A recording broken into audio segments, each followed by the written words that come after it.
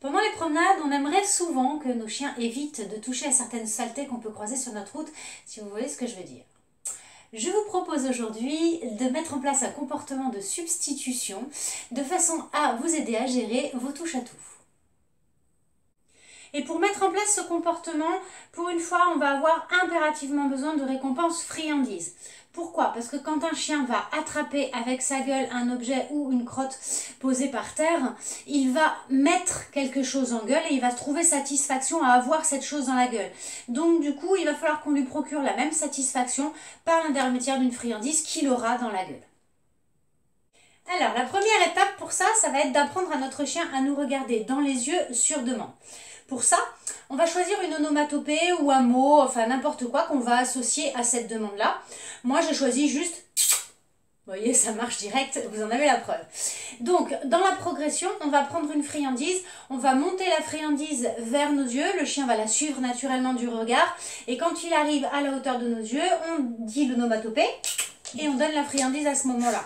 Si jamais en cours de travail, vous voyez que spontanément il va lever les yeux vers vous avant que la friandise n'y soit, n'hésitez pas, dans l'immédiateté absolue, à donner votre onomatopée et libérer la friandise puisqu'il aura fait l'exercice que vous attendez de lui et de lui-même.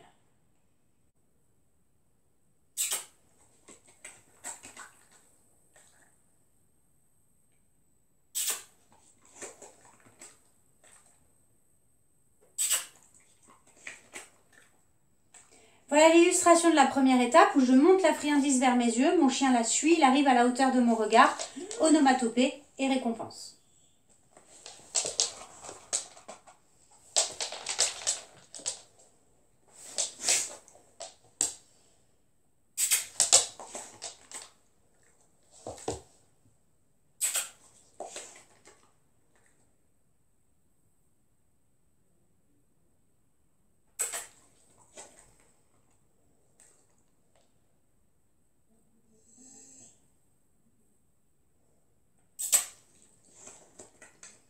La deuxième étape, où j'attends qu'il produise de lui-même le comportement de regarder vers mes yeux à moi. Du coup, au moment précis où il regarde mes yeux, je donne mon onomatopée et je donne la récompense directe. Troisième étape, on va d'abord donner l'onomatopée et ensuite la récompense.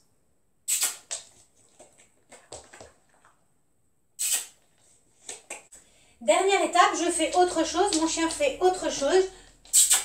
Et je récompense.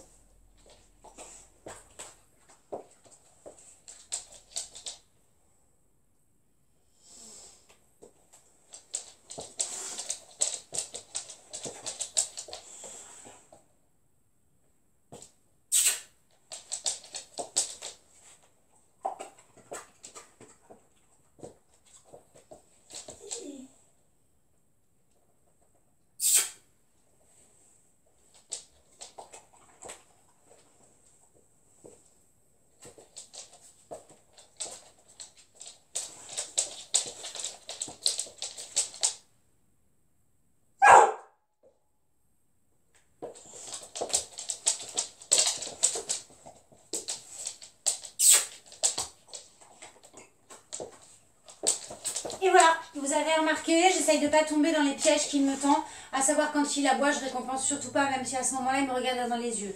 Sinon, il peut y avoir une association entre l'aboiement et la récompense, alors que moi, je veux une association entre le regard dans les yeux et la récompense.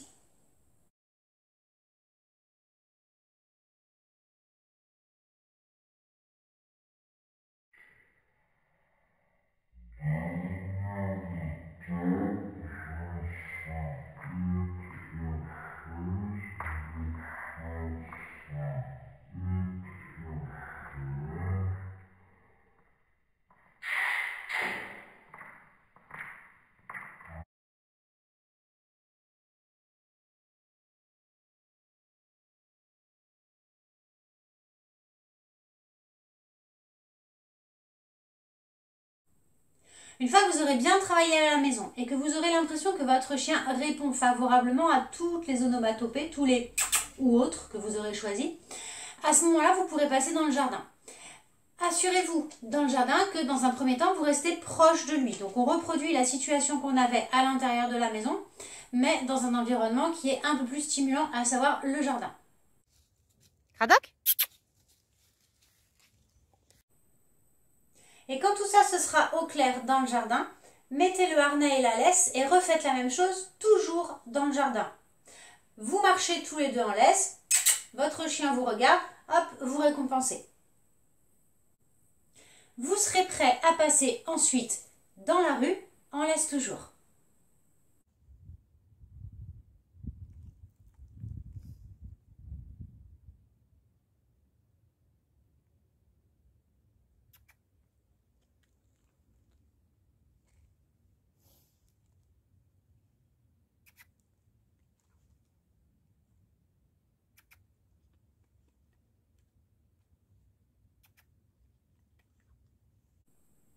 Pour passer ensuite en forêt ou en balade, vous aurez besoin d'associer ce avec un viens, avec un rappel. Si votre chien est détaché pendant ses promenades ou s'il est en longe de 10 mètres, on va dire par exemple, puisque c'est quand même ce qui est préconisé la plupart du temps, à ce moment-là, il aura, pour se détourner en fait de la cochonnerie qu'il y a par terre, il aura besoin de revenir à vous pour être récompensé. Donc il va falloir associer un rappel. Et ce rappel, il va falloir le travailler. Mais ce n'est pas l'objet de notre vidéo de ce soir. Cradoc? Viens.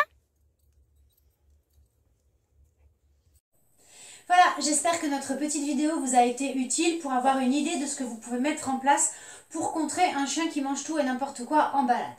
Je vous souhaite bon travail et je vous dis à bientôt.